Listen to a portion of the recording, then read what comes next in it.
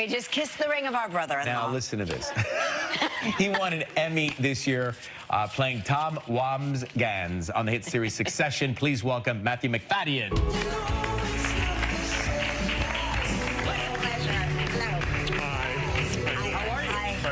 I guess nice to meet you. Yeah, right? this is the first time. Yeah, well, welcome. Yeah. Thank you very much. It's so unnerving when I hear you speak with your actual voice. I know, yeah. You must hear that I'm a lot. a long way from Wambsgans. Yes, of course. But you must be recognized for that role all of the time. Yeah, a little bit now. What do people say? What do they say to you? Because it's tough sometimes to separate the person and the character. Sometimes they say, Greg! No! No. Yeah. Right. Because sometimes I get confused. Your character and cousin Greg are very synonymous. They are, a super couple. We're a little double act, yeah. Sometimes people shout billions at me. Oh, really? Which is nice. Billions is a great show, yeah. So funny. When you read this script, what did you see? What did you think? How did you look at it yourself? We read I got the pilot. We did the read-through for the pilot on election night in 2016, which was odd. Wow. Yeah, it was really strange. And it was just a really funny, spiky, acid sort of script. Yeah. But you never know how it's going to land, you know, when you're doing the season. And so it was really gratifying that it sort of took, you know, and people loved it. And because they're all sort of revolting characters, right? I mean, they're, you know... Yes, but oddly, you root for them. You really do, I know. We discuss Which we think is an issue for us. Maybe, yeah. Completely. I think also it's a family as well. That's the hook. Because inevitably dynamic. you recognise, you know, relationships and people. You know, that's the thing. Tom and Greg have this dynamic. Is there a specific scene you look back on and think, gosh, that was so diabolically fun to shoot between the two of you? I think, yeah, all of them really. The water bottle one was good. Yeah. Yeah. Tom has a sort of meltdown. Greg tries to leave Tom and go to a different position in the company, and Tom... He doesn't handle it well, does he? He doesn't handle it well at all. And starts throwing water bottles in a sort of... Do you remember? I do. Yeah. And then it's a wonderful resolution to it, because they come out of the... And they're in a panic room, the wrong panic room. Right. It's like a sub-panic room, which Tom isn't happy about. And then they come out, and then Greg tries to blackmail Tom clumsily, and Tom's really pleased with him for doing that. And so, yeah, but the truth is I love it all. I mean, I really... It's my favorite. It's really, we laughed about it so much, you screaming, executives coming through. Yeah.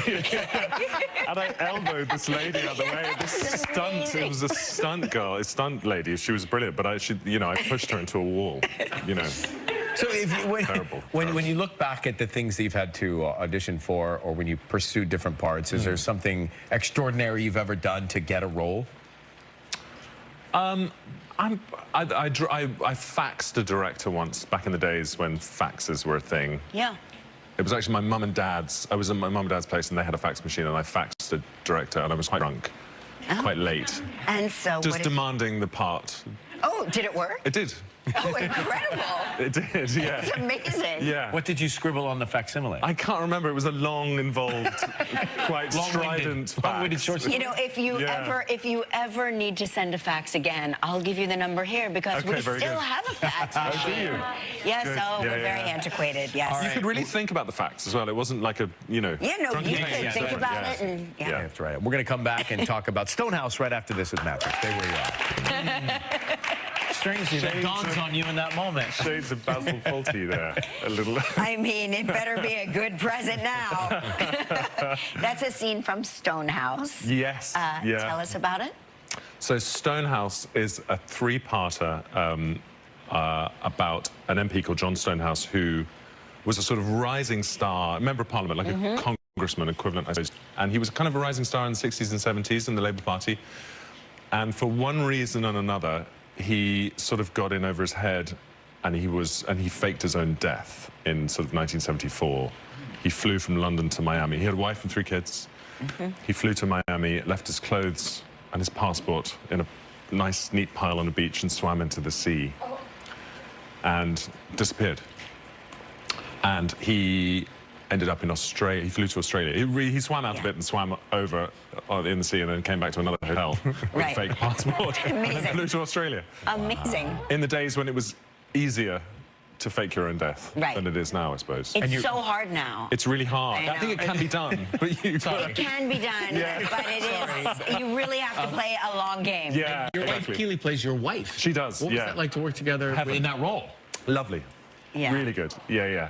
She would sort of look into my soul. Oh, yeah. So it was really, I was like, okay. I'm frozen. But domestically, it was really nice because we were shooting in the Midlands of England and we hired an Airbnb and we took the dog and it was great. Did you know this story? No, not at all. Yeah, it's before you were born, probably. It was kind of I was born in '74, so it was just then. Wow. Oh, but it was just, I was struck. It was such a fascinating. I was telling my 16-year-old about it and he was like, really? What? Is that really true? Yeah. Such a curious story. And then what happens is, it's always like, he gets brought down because, you know.